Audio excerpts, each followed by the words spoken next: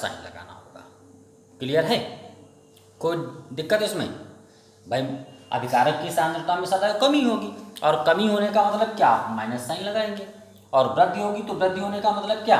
आप क्या करेंगे? प्लस साइन लगाएंगे। अगर बेटा इसी का हम मात्रक लिखना चाहें तो मात्रक बराबर क्या हो जाएगा? मात्रक भी आप जानते हैं भाई, ये dA ये सांद्रता में परिवर्तन है, और सांद्रता को हम काहे से लिखते हैं? मोल प्रति लीटर। सांद्रता क्या होती है भाई? मोलरता भी एक सांद्रता है, विलयन के पाठ में आप पढ़ चुके हैं। तो सांद्रता क्या होता है? मोल प्रति लीटर।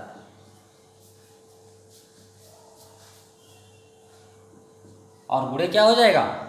डेल्टा टी का मतलब क्या? समय। समय आप मिनट में, सेकंड में, वर्ष में लिख सकते हैं। तो मोल प्रति लीटर और गुणे क्या? समय। तो मात्रक क्या हो जाएगा वेग या दर का? मोल लीटर इनवर्स समय इनवर्स।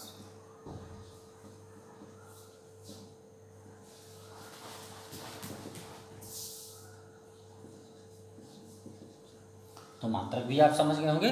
तो अभिक्रिया का वेग या दर आप समझ गए कि एकांक समय में अभिकारक या उत्पाद की सांद्रता में हुए परिवर्तन को हम क्या कहते हैं? अभिक्रिया का वेग या दर कहते हैं।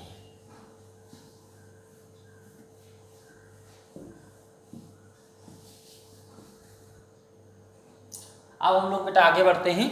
औसत वेग। औसत वेग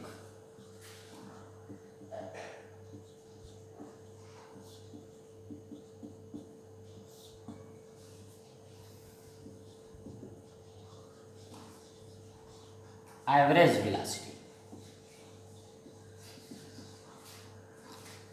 इसमें जिस प्रकार से नाम है उसी आधार पर हम लोग उसका पता लगाते हैं। औसत वेग का मतलब है कि एक निश्चित समय में, ध्यान रखिएगा, एकांक समय नहीं, एक निश्चित समय में अभिकारक या उत्पाद की सांद्रता में जो परिवर्तन होता है। अभिक्रिया के वेग में क्या था? एक निश्चित समय, एकांक समय। और औसत वेग में क्या है? एक निश्चित समय में जो अभिकारक या सांद्रता, अभिकारक या उत्पाद की सांद्रता में जो परिवर्तन होता है उसको हम बेटा क्या कहते हैं? औसत वेग कहते हैं। या हम ये कहते हैं कि एक निश्चित समय में अभिकारक या उत्पाद की सांद्रता में होने वाले परिवर्तन को अगर हम समय से भाग दे दें, ठीक, किसी रासायनिक अभिक्रिया में निश्चित समय में अभिकारक या उत्पाद की सांद्रता में होने वाले परिवर्तन को अगर हम समय से भाग दे दें तो हमें क्या प्राप्त हो जाता है? औसत वेग प्राप्त हो जाता है।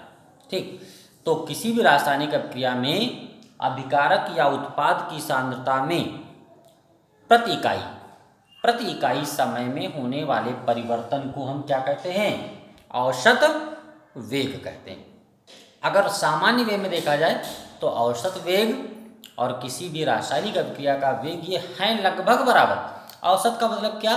कि अगर कई सारी अभिक्रियाएं हो रही हैं और उनका बेटा हम औसत वेग निकालते हैं, अगर कई सारी अभिक्रियाएं हो रही हैं और उनका हम औसत वेग निकालते हैं तो औसत वेग हो जाता है तो वेग ही अभिकारक या उत्पाद की सांद्रता में परिवर्तन ही होगा, और वो किसके सापेक्ष होगा? समय के सापेक्ष होगा। तो अगर हम फार्मूला इसका लिखें तो औसत वेग बराबर अभिकारक की सांद्रता में कमी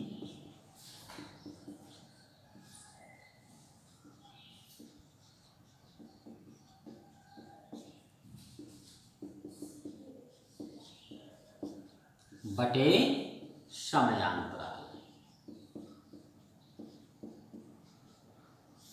ये तो आप लोग जानते हो कि अभिकारक की सांद्रता में सदैव कमी होती है, बराबर क्या हो जाएगा बेटा? उत्पाद की सांद्रता में वृद्धि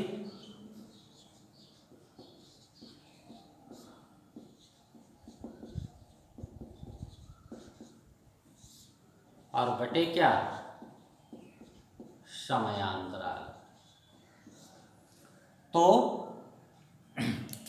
एक निश्चित समय में अभिकारक या उत्पाद की सांद्रता को अगर हम समय से भाग दे दें तो हमें क्या प्राप्त होता है?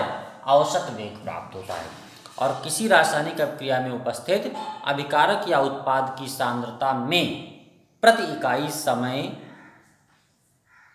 अभिकारक या उत्पाद की सांद्रता में प्रति इकाई समय में होने वाले परिवर्तन को हम क्या कहते हैं बेटा? औसत वेग कहते हैं। और औसत वेग बराबर क्या होता है? अभिकारक की सांद्रता में कमी बटे समयांतराल या उत्पाद की सांद्रता में कमी बटे समयांतराल। क्लियर बात? तो आज हमने आपको 3 बातें बताई। एक तो सबसे पहले रासायनिक बलगतिकी की परिभाषा बताई, उसके बाद तीव्र अभिक्रियाएं, मंद अभिक्रियाएं, अति मंद अभिक्रियाएं, फिर रासायनिक अभिक्रिया का वेग। रासायनिक अभिक्रिया के वेग को हम क्या कहते हैं? Rate of reaction. ठीक, उसके पश्चात हमने क्या पढ़ा? औसत वेग पढ़ा। तो यहाँ तक क्लियर है प्रत्येक बच्चे को?